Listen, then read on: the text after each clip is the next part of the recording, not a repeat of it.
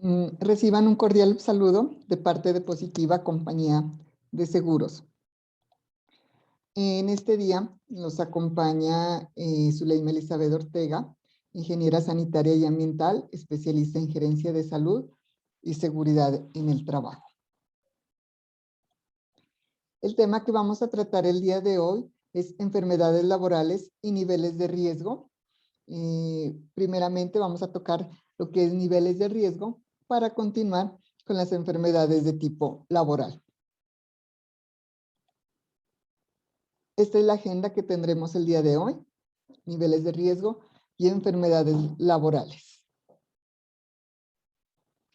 Los objetivos son conocer conceptos básicos acerca de los niveles de riesgo y saber cómo estos ayudan a la implementación de un sistema de gestión de salud y seguridad en el trabajo e identificar las enfermedades de tipo laboral en las empresas. Pero antes de continuar, recordarles que es muy importante que estemos atentos, que aún el virus está presente, por eso debemos cuidarnos. Recordar si tenemos algún síntoma de COVID-19 como fiebre, tos, dificultad para respirar, fatiga, secreciones nasales o malestar general, entre otros nuevos síntomas que han aparecido, informar inmediatamente al jefe inmediato o asistir al centro de salud más cercano. Recordar que es muy importante que aún conservemos el distanciamiento físico, uso permanente de tapabocas, lavado frecuente de manos y en lo posible no asistir a lugares donde haya aglomeración de personas. De esta manera evitaremos el contagio. Recordemos el lavado de manos que debe durar entre 40 y 60 segundos, secarlas muy bien y utilizar abundante agua y jabón. Vamos a presentar un video acerca del uso del tapabocas.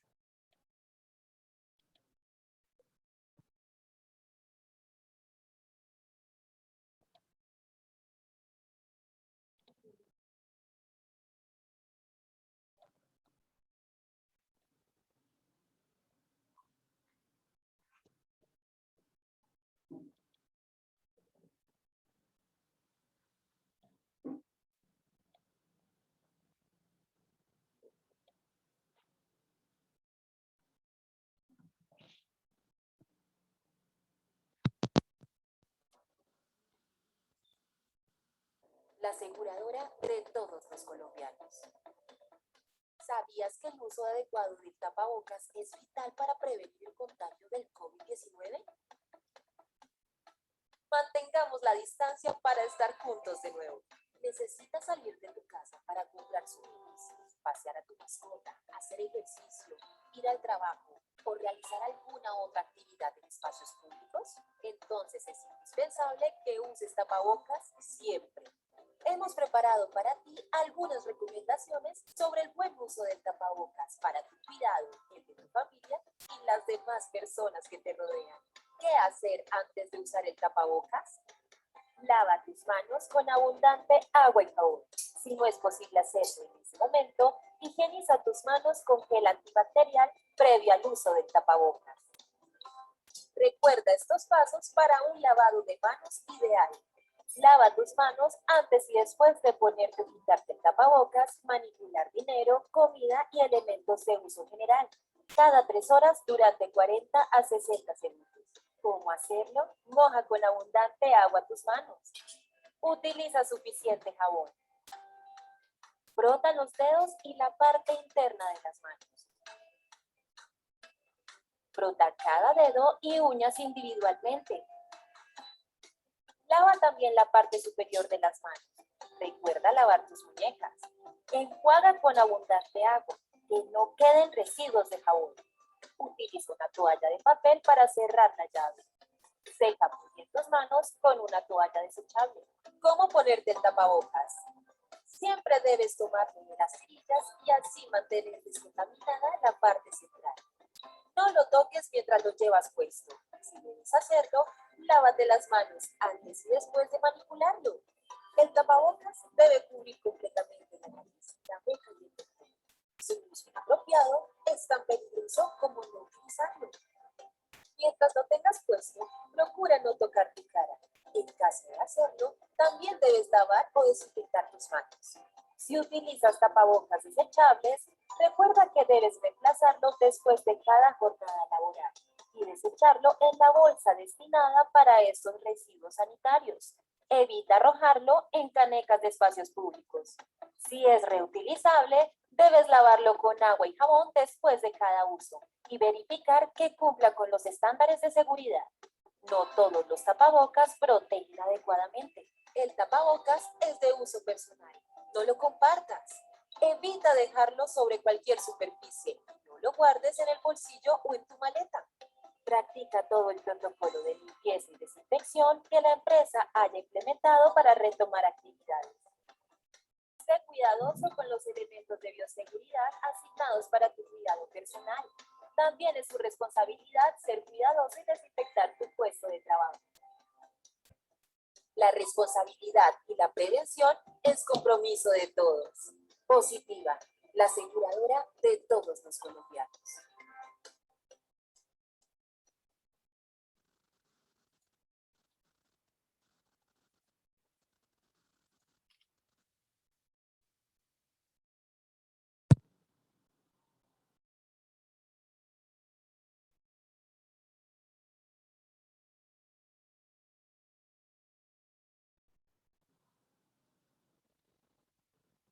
Bueno, continuando con, con la actividad del día de hoy. El trabajo, así como muchas veces contribuye a la salud de las personas, porque es muy necesario que todas las personas realicen sus labores diarias de salir a trabajar, muchas veces también provoca la pérdida de la misma. Por eso las empresas hoy en día motivan tanto a la promoción de la salud y prevención de riesgos en los lugares de trabajo. Y su objetivo principal es cuidar la salud de los trabajadores para evitar que sufran algún accidente o alguna enfermedad de tipo laboral. Por eso la prevención de riesgos laborales actúa sobre los factores o condiciones de trabajo que pueden afectar negativamente la salud de los trabajadores. Entre ellos, pues tenemos los riesgos que se clasifican ya sea en riesgos higiénicos, que son aquellos que producen algún tipo de enfermedad, o los riesgos de seguridad que producen algún accidente de tipo laboral. Vamos a ver algunas definiciones que son útiles para la actividad de este día. Entre ellas tenemos riesgo, que es el peligro que existe en cualquier profesión o cualquier lugar de trabajo que pueden originar accidentes o enfermedades tanto físicas como psicológicas. Entonces el riesgo siempre va a estar existente en todos los lugares, ya sea de trabajo o también puede estar en nuestra casa. También se presentan riesgos en los hogares. Los factores de riesgo son las características o condiciones que generan cualquier daño o afectación a la salud de los trabajadores. Entonces, los factores de riesgo son aquellas características que van a causar daño a la salud del trabajador. También pueden haber afectaciones no solamente a la salud de los trabajadores, sino también a la infraestructura como tal de la empresa. El nivel del riesgo es la magnitud del riesgo resultante del producto, del nivel de probabilidad por el nivel de consecuencia. Entonces, el nivel de probabilidad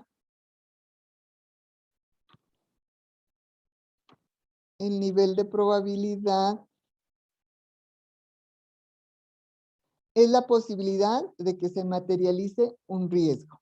Y el nivel de consecuencia es la medida de severidad de ese accidente, o sea, qué tan grave es ese accidente.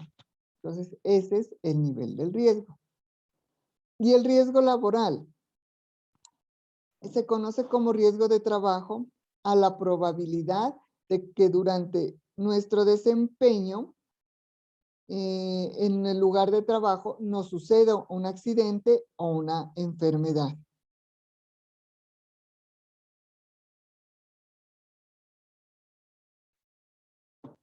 Vamos a entrar a mirar qué son las clases de riesgo. Entonces, tenemos clases de riesgo desde el 1 hasta el 5, dependiendo de las actividades que la empresa realice.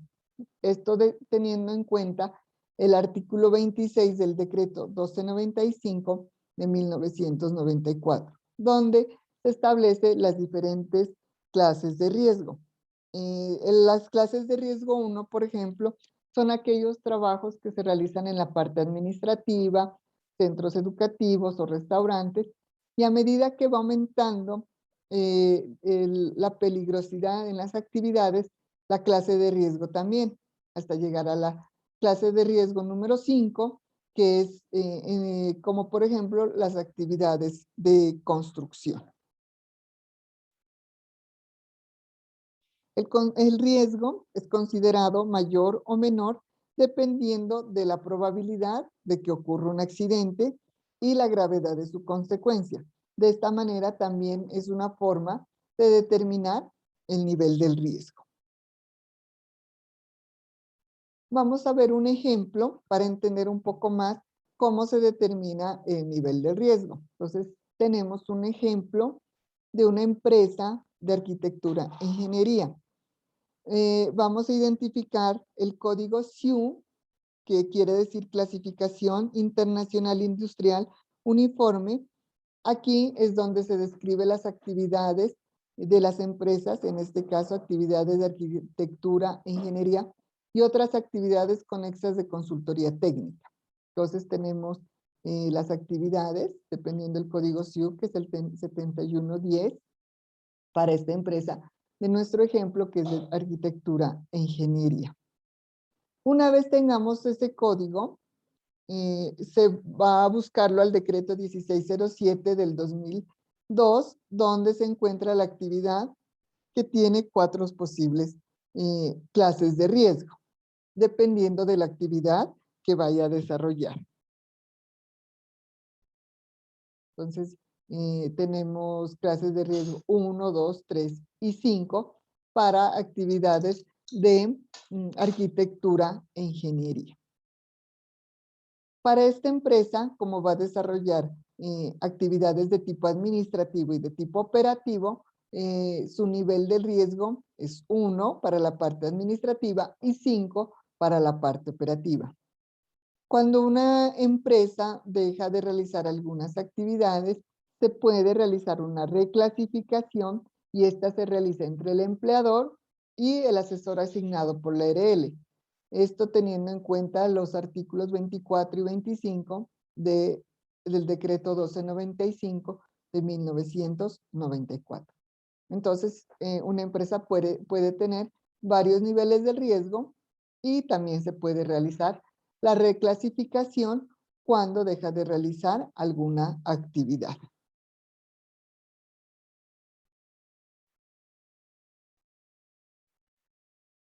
¿Qué actividades se deben desarrollar para identificar peligros y valorar riesgos? La identificación de peligros y la valoración de los riesgos es recopilada en una matriz de riesgos que se realiza dependiendo la metodología. La más utilizada es la NTC 45, donde se determina los niveles del riesgo, las actividades de control para los riesgos identificados.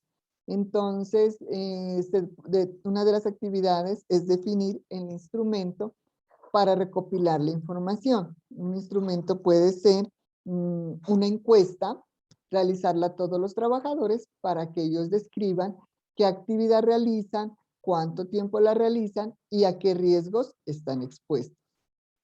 Luego se debe clasificar los procesos, actividades y tareas, porque va a haber muchas actividades y tareas que van a tener varios riesgos similares, entonces esto se clasifica y se agrupa para no tener que repetirlos. Luego se identificará los peligros y por último los controles existentes y se evaluarán si estos controles que la empresa ya los tiene identificados son los suficientes o por el contrario es necesario que la empresa tome nuevos controles para evitar enfermedades o accidentes laborales.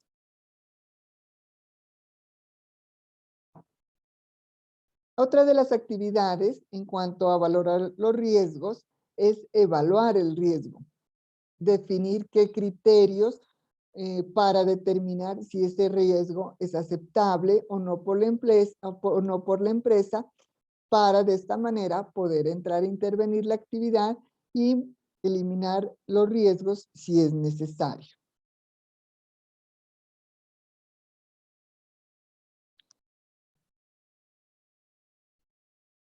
Para la descripción y clasificación de los peligros, se recomienda plantear una serie de preguntas, como por ejemplo, ¿existe una situación que pueda generar daño a los trabajadores? ¿Quién o qué puede sufrir daño? ¿Cómo puede ocurrir el daño? ¿Cuándo puede ocurrir el daño? Estas preguntas pueden estar, se las puede realizar en la encuesta que se vaya a aplicar a los trabajadores para empezar a determinar el nivel del riesgo y los controles que se vayan a implementar. Aquí en esta tabla, que es tomada de la GTC 45, tenemos la descripción y clasificación de los peligros. Yo les hablaba al principio que tenemos peligros y riesgos higiénicos, que son aquellos que nos causan alguna enfermedad, y de seguridad, que son los que causan accidentes. Entonces, en los higiénicos tenemos el riesgo biológico, el riesgo físico, el riesgo químico, el riesgo psicosocial y el riesgo biomecánico. Y en la parte de seguridad tenemos condiciones de seguridad y fenómenos naturales. Cada uno de estos peligros tiene su descripción con sus respectivos riesgos. Por ejemplo, en el riesgo biológico tenemos lo que son virus, bacterias, hongos, riquecias, parásitos, picaduras, mordeduras, fluidos o excrementos. En la parte de biomecánicos tenemos lo que son posturas, esfuerzos, movimientos repetitivos o manipulación manual de carga. En la parte de fenómenos naturales, en la parte de seguridad tenemos lo que es condiciones de seguridad, la parte mecánica, que son el trabajo que se realiza con maquinarias, con herramientas, la parte eléctrica, tenemos riesgo locativo, la parte de orden y aseo, de almacenamiento, caídas a nivel, la parte tecnológica, la parte de accidentes de tránsito, el riesgo público, trabajo en alturas y espacios confinados. Y en fenómenos naturales, lo que son sismos, terremotos, vendaval, inundaciones, precipitaciones. A cada una de las actividades que se realicen, se tiene que identificar qué peligros y qué riesgos está expuesto. También para definir, para algunos tipos de peligros se realiza lo que son las mediciones ambientales, para el riesgo biológico, físico, químico y psicosocial se realizan lo que son mediciones para, en la parte física, por ejemplo, para saber el ruido, los niveles del ruido, los niveles de iluminación, de vibración, lo que es temperaturas extremas, presión atmosférica, radiaciones ionizantes y no ionizantes. Todas estas mediciones se tienen que estipular en el plan anual de trabajo, teniendo en cuenta las actividades que se realizan en la empresa.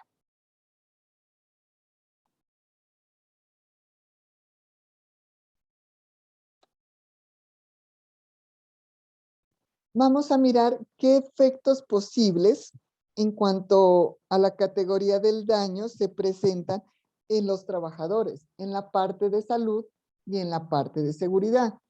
En la parte de salud se pueden presentar un daño leve, como por ejemplo enfermedades temporales que producen un malestar general, un dolor de cabeza, una diarrea, molestias e irritaciones. Este daño leve no necesita incapacidad. En la parte de seguridad, lesiones superficiales como son heridas de poca profundidad, contusiones, irritaciones del ojo por material particulado. Ya el daño moderado, en la parte de salud, tenemos enfermedades que pueden causar alguna incapacidad de tipo temporal, como pérdida parcial de la audición, desórdenes de las extremidades superiores. En la parte de seguridad tenemos laceraciones, heridas profundas, quemaduras de primer grado, esguinces y fracturas de huesos cortos.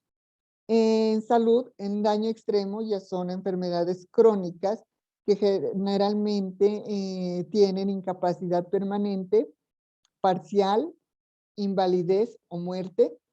Y en la parte de seguridad, lesiones que generan amputaciones, fracturas de huesos largos, traumas cráneoencefálicos, quemaduras de segundo y tercer grado, disminución de la capacidad auditiva y visual, compromisos de la columna vertebral y de la médula espinal.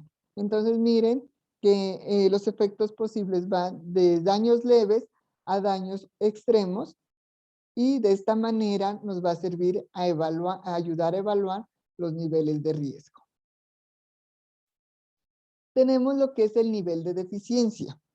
El nivel de deficiencia es la relación entre los peligros que se detectan y su relación con la causa directa con un posible incidente o accidente. ¿Y qué tan eficaces son las medidas que existen en estos lugares de trabajo? Este nivel de deficiencia se clasifica desde muy alto hasta bajo y se le da un valor. Con estos valores del nivel de deficiencia se los debe tener bien en cuenta para poder determinar los niveles de riesgo. Entonces, un nivel de deficiencia muy alto es cuando se han detectado peligros que determinan como posible la generación de un accidente o incidente con consecuencias muy significativas y que su medida de control para este riesgo es nula o no existe. Entonces, en nivel de deficiencia muy alto, el accidente es grave y no existe una medida de control. Su valoración es de 10. En nivel de deficiencia alto, se ha detectado algún peligro que puede dar lugar a una consecuencia significativa y que sus niveles de control son bajos. Su valoración será de 6. El nivel de deficiencia medio, sus consecuencias del accidente o el incidente son poco significativas o que no van a tener mayor importancia y la eficacia del conjunto de medidas preventivas existentes es moderada. Aquí ya es moderado, donde su valoración es de 2. Y el nivel de deficiencia bajo, aquí no se asigna ningún tipo de valor. La consecuencia es casi nula. Los peligros y los niveles de control pues son los que sirven para ese riesgo. Entonces, aquí no se le da ningún tipo de valor. Entonces, recordemos que el nivel de deficiencia es la relación de los peligros con su posible accidente y qué tan eficaces son las medidas de control existentes. Vamos a ver qué es el nivel de exposición. Entonces, el nivel de exposición es la frecuencia con que se está expuesto a los riesgos y se puede estimar dependiendo la función de los tiempos en las áreas de trabajo, en la operación de maquinaria, en la utilización de una herramienta. Tenemos nivel de exposición continua cuando la exposición se presenta sin interrupción o varias veces durante la jornada laboral. La valoración es de 4. Nivel de exposición con frecuente, se presenta varias veces durante la jornada laboral por tiempos cortos. El nivel de exposición ocasional es cuando la exposición se presenta alguna vez durante la jornada laboral por un periodo de tiempo corto, y la esporádica se presenta la exposición de manera eventual. Entonces también tenemos que tener en cuenta el nivel de exposición para determinar su valoración. ¿Qué es el nivel de probabilidad? Es la posibilidad de que ese riesgo se materialice, es decir, qué tan posible es que se dé la peor consecuencia identificada. Entonces, por ejemplo, tenemos un riesgo de tipo biológico. La peor consecuencia de estar expuesto a un virus puede ser la muerte. Entonces, el nivel de probabilidad es qué tan posible es que al estar expuesto a ese virus ocurra la muerte del trabajador. Este nivel de probabilidad también se clasifica desde muy alto, alto, medio y bajo. El nivel de probabilidad muy alto es cuando esa materialización de ese riesgo ocurre frecuentemente. Por ejemplo, una fractura ocurre siempre, entonces el nivel de probabilidad es muy alto. Nivel de probabilidad alto. La materialización de ese riesgo es posible que suceda varias veces en la vida laboral. Se le da un valor de nivel de probabilidad entre 20 y 10. Nivel de probabilidad medio, entre 8 y 6. Es posible que el daño, o sea, que ese riesgo se materialice alguna vez. Y el nivel de probabilidad bajo, no se espera que se materialice el riesgo, aunque puede ser concebible, aunque puede ocurrir. Entonces, de esta manera se da la valoración al nivel de probabilidad, que es la posibilidad de la materialización del riesgo y que ocurra la peor consecuencia. ¿Qué es el nivel de consecuencia? Es qué tan grave es el accidente que ocurre al materializarse ese riesgo. Es la medida de la severidad de las consecuencias. Entonces, tenemos un nivel de consecuencia, el mortal o catastrófico, que el daño en las personas es la muerte. Muy grave, cuando el daño en las personas son lesiones o enfermedades graves, irreparables, hay incapacidad permanente, parcial o invalidez del trabajador. Nivel de consecuencia grave, son lesiones o enfermedades con incapacidad laboral temporal, y leve, lesiones o enfermedades que no requieren incapacidad.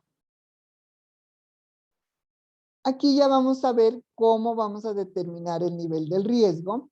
Como les decía al principio, el nivel del riesgo es la probabilidad, es el resultado del producto entre el nivel de probabilidad por el nivel de consecuencia. Y el nivel de probabilidad es la posibilidad de que ese riesgo se materialice, y el nivel de consecuencia es la medida de severidad de las consecuencias. ¿Qué tan grave es ese accidente? Entonces, tenemos nivel de consecuencia, nivel de probabilidad. Se utiliza esta tabla de color rojo, amarillo, verde y blanco. Entonces, para entender, vamos a hacer un ejemplo. Tenemos un trabajador de un taller de mecánica donde su nivel de probabilidad de que le ocurra una fractura, este es considerado nivel de consecuencia muy grave, la fractura, su valoración será 60. Nos ubicamos aquí, nivel de consecuencia 60. ¿Qué tan probable es que le ocurra ese? Muy alto, alto, medio, bajo. Supongamos que es alto, entonces está entre 20 y 10, 60, entre 20 y 10, y cruzamos, entonces su nivel de riesgo va a ser 1. ¿Por qué?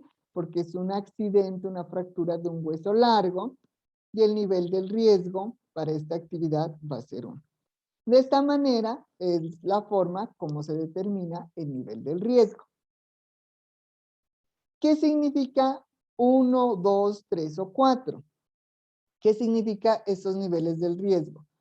Si nos da 1, la situación es crítica y se debe suspender las actividades hasta que el riesgo esté bajo control. La intervención debe ser inmediata y no se puede realizar ninguna actividad.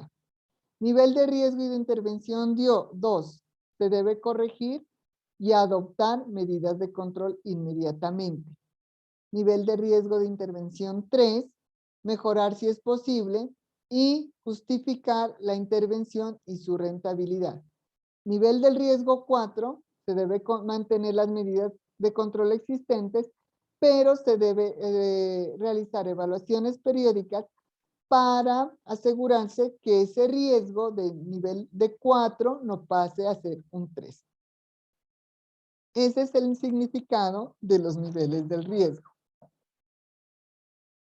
Tenemos aquí en esta tablita también el significado. El nivel de riesgo 4 es considerado como bajo, el 3 moderado, el 2 importante y el 1 crítico. En el nivel bajo, algunas recomendaciones es mantener las medidas de control existentes y realizar evaluaciones periódicas a estas medidas. En el nivel de riesgo 3 moderado, se deben hacer esfuerzos para reducir el riesgo e implementar estándares de seguridad. En el nivel de riesgo 2 importante, se debe reducir el riesgo a través de algún diseño o ejecución de un programa de gestión. Y en nivel de riesgo 1, la intervención es urgente y en presencia de un riesgo así se sugiere no realizar ningún tipo de trabajo. Ese es el significado de los niveles del riesgo. Hay que tener en cuenta la aceptabilidad del riesgo, que esto lo define la empresa, si ese nivel de riesgo es aceptable o no. Entonces, el nivel de riesgo 1 por lo general no es aceptable porque la situación es crítica y se necesita realizar correcciones de manera urgente. En el nivel de riesgo 2, no aceptable o se acepta con controles de tipo específico. Nivel de riesgo 3 es mejorable, es mejorar el control existente, y en el nivel de riesgo 4 es aceptable.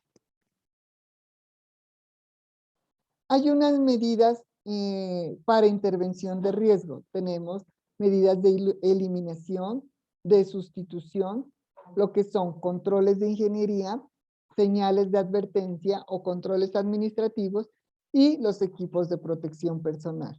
Entonces, estas son las medidas de intervención de los riesgos que se pueden establecer en las empresas o complementar a las ya existentes.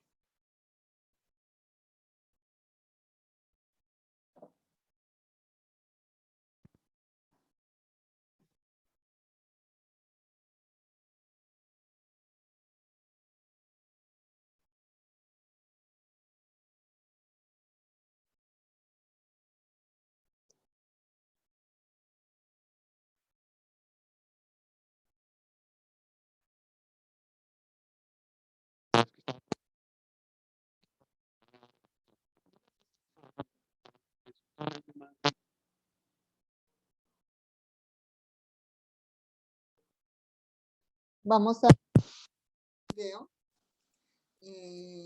donde miramos un ejemplo de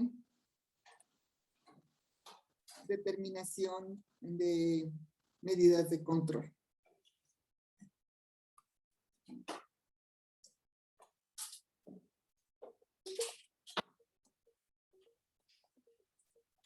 En nuestras actividades siempre será necesario preguntar, ¿qué peligros hay? Peligro. Luego averiguaremos cuál es el riesgo asociado al peligro que hemos identificado. Ahora bien, con el peligro existente, ¿qué puede suceder? Dependiendo del nivel de riesgo hallado, lo que puede suceder es un incidente, un accidente leve, un accidente incapacitante o un accidente mortal. Esta frecuencias se determinan respondiendo a la pregunta: ¿con qué frecuencia sucede? ¿Frecuencia alta, media o baja? Luego, ¿qué tan severo puede ser? Severidad alta, media o baja. Con la frecuencia y la severidad calculamos el nivel del riesgo. ¿Cuál es el nivel de riesgo? El riesgo se obtiene de la combinación de frecuencia y severidad. Riesgo alto, medio o bajo.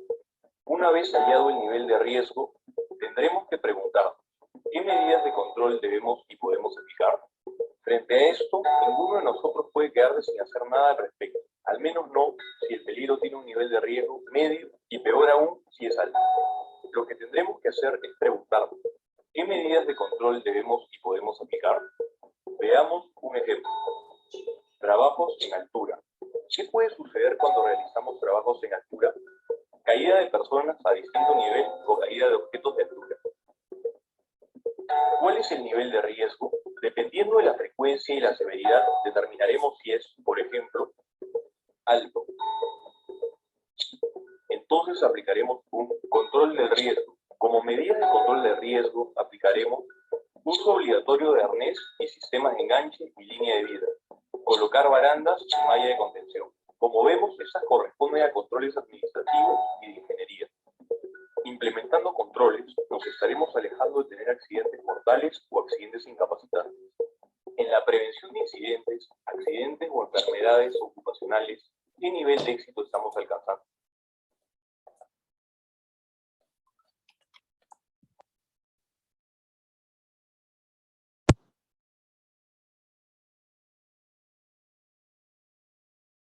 Yo creo que con este ejemplo nos quedó más claro cómo se determina el nivel de riesgo y, de las medidas de control.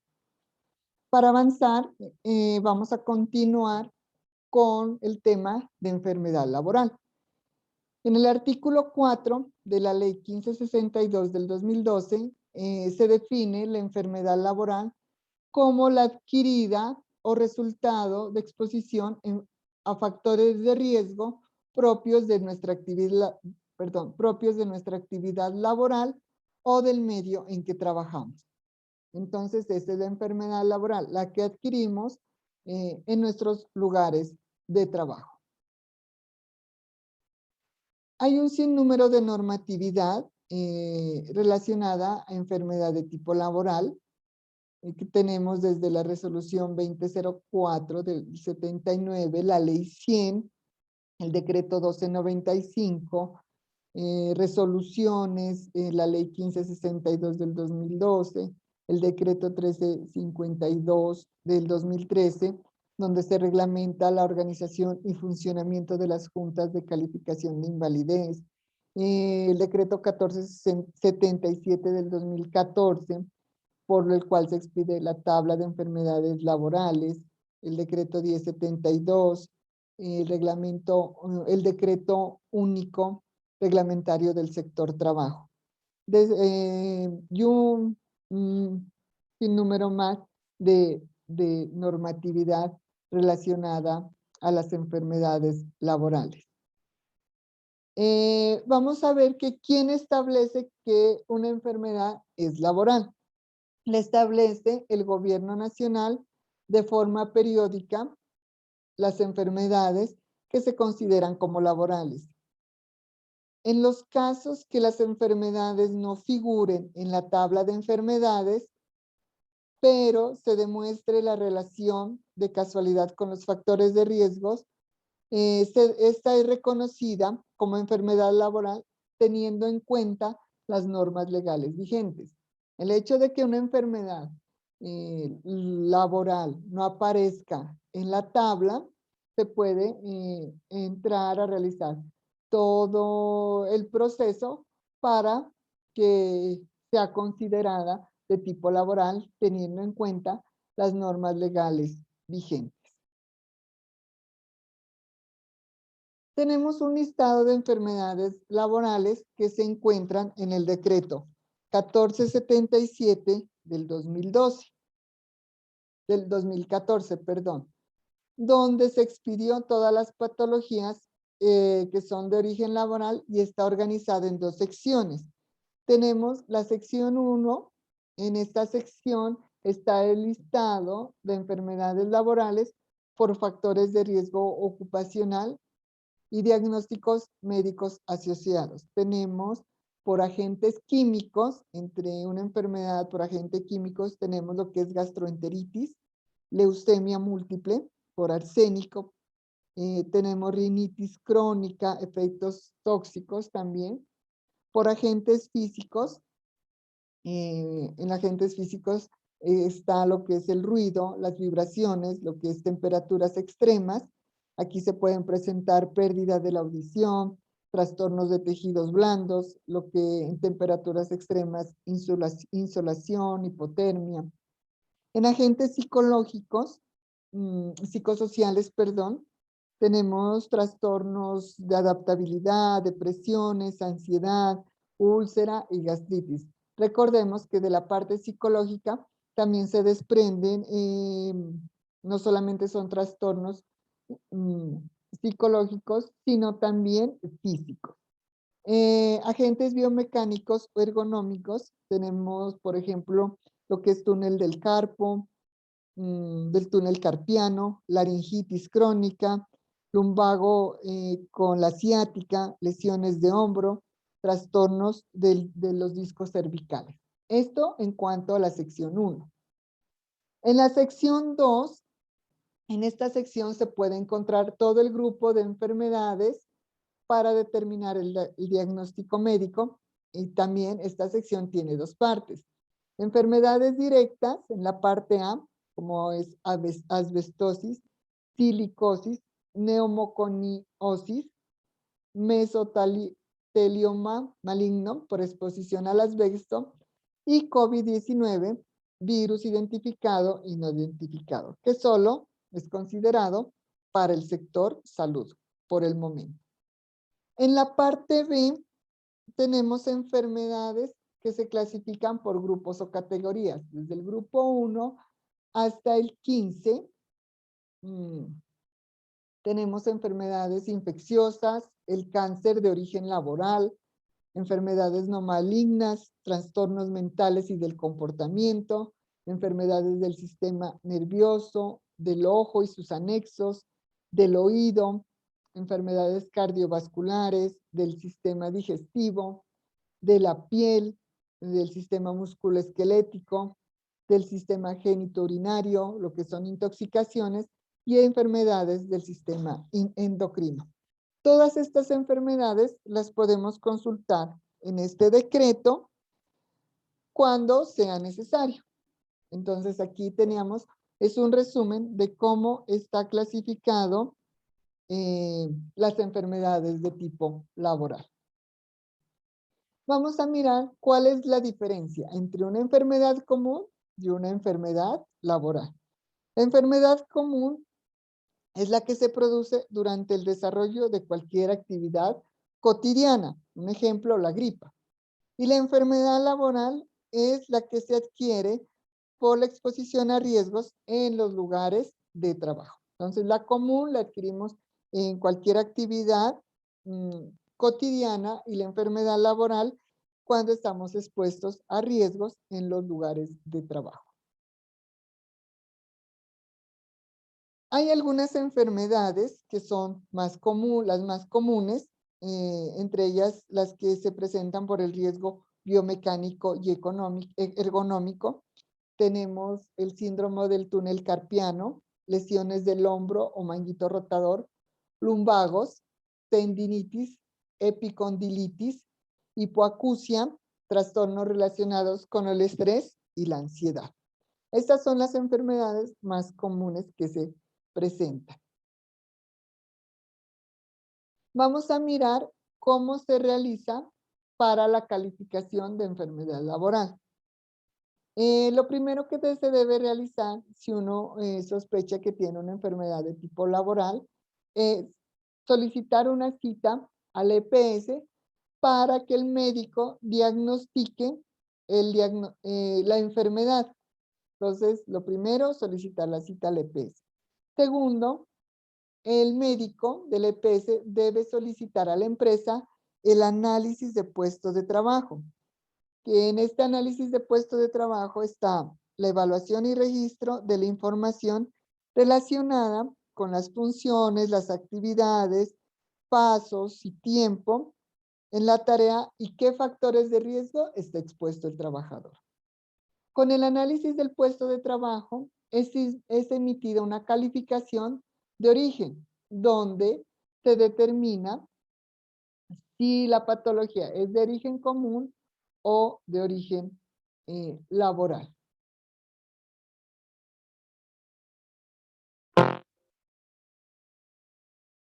En caso de que la enfermedad sea calificada como de origen común, el trabajador puede interponer un recurso de apelación a la Junta Regional de Calificación para que se realice una nueva calificación. Si el resultado de la calificación emitida por la Junta Regional no le satisface al trabajador, podrá interponer otro recurso de apelación ante la Junta Nacional de Calificación. En caso de que la enfermedad sea calificada como de origen laboral, la Junta o la entidad correspondiente ya debe emitir un resultado de la pérdida de capacidad laboral, un porcentaje de pérdida de capacidad laboral. Cuando este porcentaje de pérdida de capacidad laboral es entre el 5 y el 49%, el trabajador va a recibir una indemnización por incapacidad permanente parcial. Si este porcentaje es mayor al 49%, será invalidez y el trabajador será pensionado. Todo esto teniendo en cuenta el decreto 2644 de 1994. ¿Cómo vamos a prevenir las enfermedades laborales? Las empresas, ¿qué hacen para prevenir que sus trabajadores se enfermen? Una de ellas es la realización de los exámenes médicos de ingreso. Estos exámenes también son periódicos y cuando un trabajador deja de laborar en la empresa. También, como les decía, se deben realizar mediciones higiénicas periódicas para, de esta manera, saber los niveles a que están expuestos los trabajadores. Implementar un sistema de vigilancia epidemiológica, monitorear los tiempos de exposición de los trabajadores a los diferentes factores de riesgos higiénicos. Entonces, miren, estos son los pasos para prevenir las enfermedades de tipo laboral. Aquellos trabajadores que tengan diagnóstico de enfermedad laboral, se debe realizar actividades para que sean rehabilitados y su enfermedad no aumente, sino que al contrario, esta sea controlada.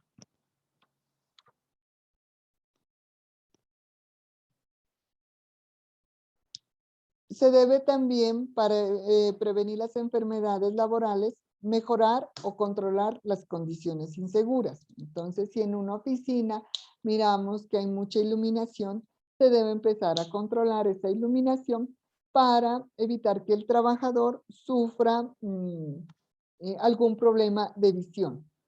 Si el trabajador está expuesto a mucho ruido, igual se debe implementar alguna medida de control para evitar que el trabajador esté expuesto a este ruido.